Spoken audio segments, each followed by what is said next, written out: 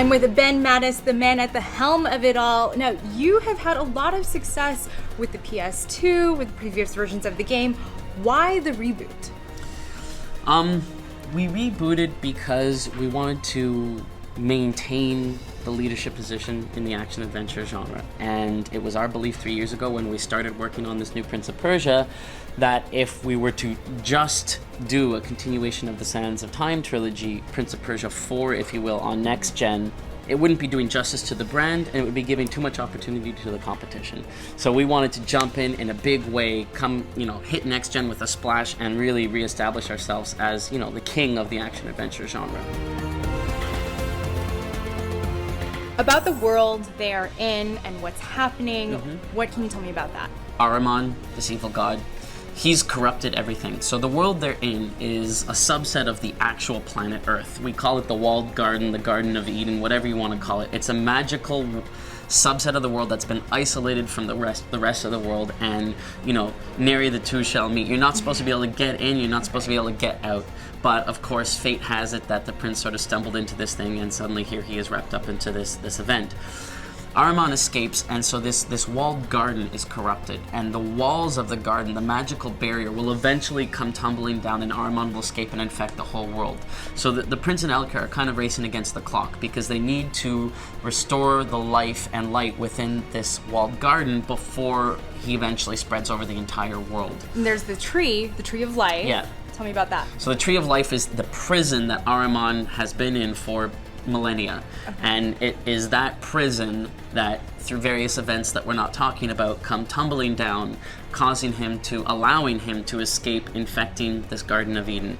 The quest that you're on in the game is Elica's. She enlists your help. As you know, the prince is not necessarily a princely hero to start with. No, he's kind of not in that mode. He's kind of in the booze and babes mode, I think, right? Exactly. Yeah. So as the game progresses, he evolves towards the more heroic prince that we all know and love because of the situation that he's presented by Elica, right. Which is the world is going to be ruined and destroyed by this evil god Ahriman unless we intervene.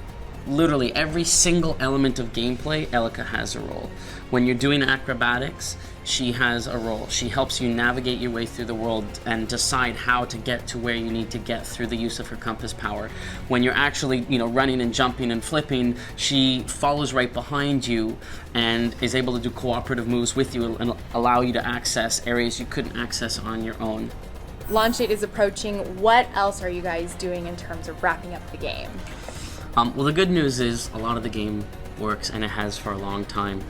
So a lot of the focus right now is on the last little, fine little details. Like what? Oh, there was, something the other day where when the prince, swung off a pole, some of his fingers, would penetrate the pole, and we had collision problems. So we're going through and making sure we don't have too many of those issues. Right, penetration of the pole, never good. You don't want to penetrate the pole. That's a horrible thing. So the spit polish is certainly our focus right now. Awesome. Well, when can gamers get in on the action? This holiday season. This is David, the director of animation. Now, David, how is the art styling animation different from previous versions of the game? Because of the power of the PlayStation, we can now push the graphics to allow us to create this very illustrative art style. We no longer have to have blocks running around the universe doing what blocks do. We can actually make real people. So Elica's like a real person, the prince is like a real person, and they exist in like a real universe. It's all painted, it's all made to look exactly like the concept art. So whereas before we'd take beautiful concept art and we'd make a bunch of boxes that vaguely represent it, now we have the concept art, and that's what you play. It's like a storybook, like you're playing inside a book. Part of this story is this character, Elica. Let's talk about her styling and her animation specifically. We wanted to contrast the prince. You take the prince, you say, okay, this guy's gonna be like a sweaty, grunty guy. Whenever he runs, whenever he goes along a wall, he's getting his hands in there, and we want her to be different. So she doesn't use her hands. She'll just trip along the wall. She's magical, she's light, she's graceful, she doesn't spit, she doesn't sweat, and she doesn't sweat. And the important part is also making sure you care about her because she's the motivation for the story. Is that why you made her hot?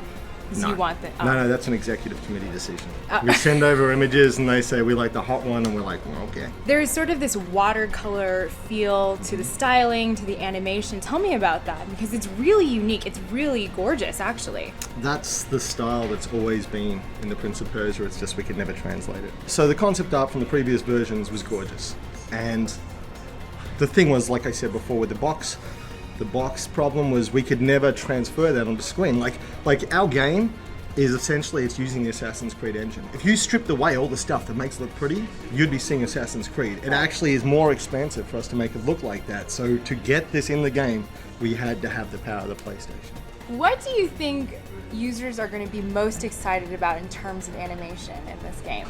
It's pop, but it's faster. It's the original Prince of Persia. You wall run, you jump, you swing, but it's fast. Like, you're not walking to a level, oh, I've got to go down this ladder and I've got to kill this boss over here and I've got to, swing off that ring and then I'm out at the door and then I'm on to the next level. So you walk into a room and the room's huge and you don't stop. Like, once you start going, and Elica, this is the other thing, Elica, the whole time she'll help you out in this game.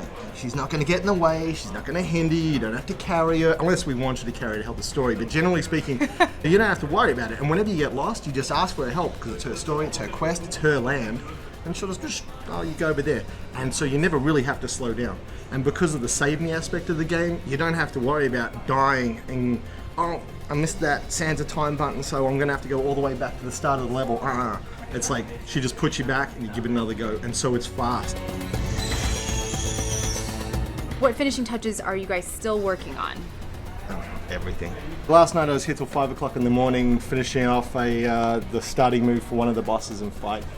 Today I'm pushing another boss through a destructible object that's going to collapse on him and damage him. It's going to be perfect. Making it slick, making it quick. Thank you so much, David. Pleasure. I'm looking forward to it.